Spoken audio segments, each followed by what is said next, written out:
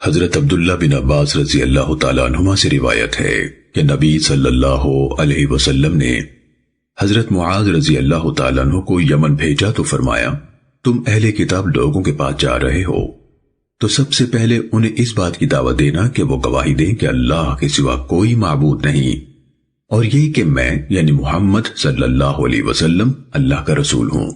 اگر وہ تمہاری یہ بات تسلیم کر لیں تو پھر انہیں بتاؤ کہ اللہ نے ان پر ان کے مالوں میں صدقہ فرض کیا ہے جو ان کے دولت مند افراد سے لیا جائے گا اور واپس انہی کے ناداروں کو دے دیا جائے گا۔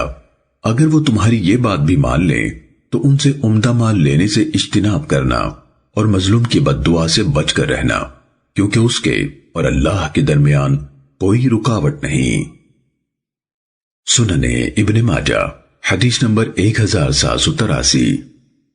حضرت عبداللہ بن مسعود رضی اللہ تعالیٰ عنہ سے روایت ہے، رسول اللہ صلی اللہ علیہ وآلہ وسلم نے فرمایا، جو شخص اپنے مال کی زکوٰۃ ادا نہیں کرتا، قیامت کے دن اس کے مال کو گنجے سام کی شکل دی جائے گی، حتیٰ کہ وہ اس کی گردن میں طوق بن کر لپٹ جائے گا۔ اس کے بعد رسول اللہ صلی اللہ علیہ وسلم نے قرآن مجید سے اس کی تائید میں یہ آیت تلاوت فرمائی، وَلَا يَحْسَبَنَّ الَّذِينَ يَبْخَلُونَ بِمَا آتَاهُمُ اللَّهُ مِنْ فَضْلِهِ، جنہیں اللہ تعالیٰ نے اپنے فضل سے کچھ دیا ہے وہ اس میں اپنی کنجوسی کو اپنے لیے بہتر خیال نہ کریں، بلکہ وہ ان کے لیے انتہائی برا ہے۔ ان قریب قیامت کے دن انہیں ان کی کنجوسی کی چیز کے طوق ڈالے جائیں گے۔ سننے ابن ماجہ حدیث نمبر 1784۔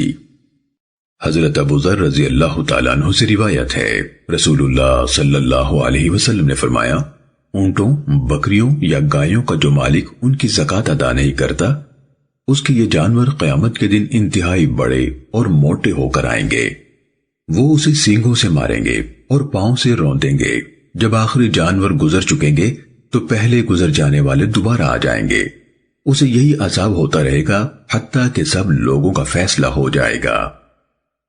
سننے ابن ماجہ حدیث نمبر 1785۔